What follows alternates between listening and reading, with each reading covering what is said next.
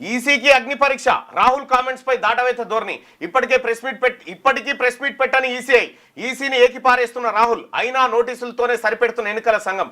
Press meet పెట్టి వివరణ ఇవ్వకపోవడంపైనే విమర్శలు. కర్ణాటక, హర్యానా, మహారాష్ట్ర ఓటర్ల జాబితాపై కీలక ఆధారాలు బహిర్గతం.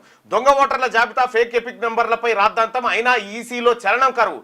ఎన్నికల సంఘం తీరుపై విమర్శల వెల్లువ. భారత ఎన్నికల సంఘం పనితీరుపై అనుమానాలు తలెత్తుతున్నాయి. అత్యంత పారదర్శకంగా నిర్వహించాల్సిన ఎన్నికలను ఎలక్షన్ కమిషన్ ఆఫ్ ఇండియా సరిగా నిర్వహించడం లేదా అనే డౌట్స్ మొదలవుతున్నాయి.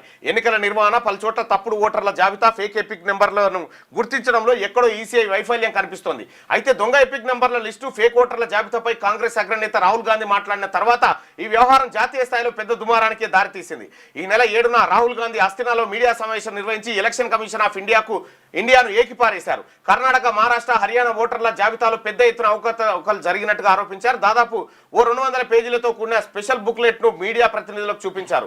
ఆయా రాష్ట్రాల్లోని తప్పుడు ఓటర్ల జాబితా, ఫేక్ ఎపిక్ నెంబర్ల వివరాలను పవర్ పాయింట్ ప్రెజెంటేషన్ రూపంలో వివరించారు. రాహుల్ బయటపెట్టిన ఈ ఆధారాలు దేశవ్యాప్తంగా పెద్ద రాద్ధాంతానికి అవకాశం కల్పించాయి.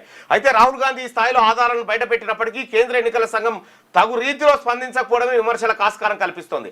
రాహుల్ ఈసీ పనితీరునే శంకించారు. ఇదంతా బీజేపీ, ఈసీఐ ఆడుతున్న నాటకంగా అభివర్ణించారు. ఒక విధంగా కర్ణాటక, మహారాష్ట్ర, హర్యానాలో బీజేపీకి ఎన్నికల సంఘం సహకరించినట్టుగా ఆరోపించారు. అందుకు ఆయన కొన్ని ఉదాహరణలను కోట్ చేశారు. కర్ణాటకలోని మహదేవ్పూర్ అసెంబ్లీ సీట్లో 1,250 ఫేక్ ఓట్లు ఉన్నట్టు తీవ్రమైన ఆరోపణలు చేశారు. అందుకు సంబంధించిన కొన్ని ఆధారాలను ఆయన బహిర్గతం చేశారు. అయితే ఈ వ్యవహారంపై ఆ రాష్ట్ర ఎన్నికల సంఘం స్పందించిన తీరు సరిగా లేదు. ఇక మహారాష్ట్రలోని శాసనసభ, పార్లమెంట్ ఎన్నికల మధ్య 1 కోటి ఓట్ల వ్యత్యాసం ఉన్నట్టుగా ఆరోపించారు. ఇక్కడ బీజేపీకి ఈసీ సహకరించినట్టు చెప్పుకొచ్చారు. హర్యానాలోనూ ఇదే పరిస్థితులు తలెత్తినట్టుగా మొత్తానికి ఎన్నికల సంఘం దోషిగా నిలబడ్డది ఈ ప్రజాస్వామ్య దేశంలో. ఇక రాహుల్, ప్రియాంక అరెస్ట్, 300 మంది ఎంపీలతో ఈసీ ఓట్ల చోరీపై మార్చి చేసిండ్రు. ఇక ఇండియా కూటమి ర్యాలీ భగ్నం. ఈసీ కార్యాలయానికి వెళ్తున్న ఎంపీలను అడ్డుకున్న పోలీసులు. రాహుల్, ప్రియాంక సహా పలువురు ప్రతిపక్ష నేతల అరెస్టు. ఇక ఈ ప్రభుత్వం దేనికో భయపడుతుందన్న ఖర్గే.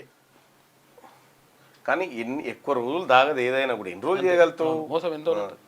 లేటెస్ట్ న్యూస్ తెలుగు మరియు ఇంగ్లీష్ అప్డేట్స్ కోసం ఇప్పుడే క్యూన్యూస్ అఫీషియల్ యాప్ ని ప్లే స్టోర్ నుండి డౌన్లోడ్ చేసుకోండి. సరికొత్త సమాచారాల కోసం క్యూన్యూస్ వెబ్సైట్ ని ఫాలో అవ్వండి. ఛానల్లో ప్రాంతీయ, జాతీయ, అంతర్జాతీయ వార్తలు వీక్షించండి.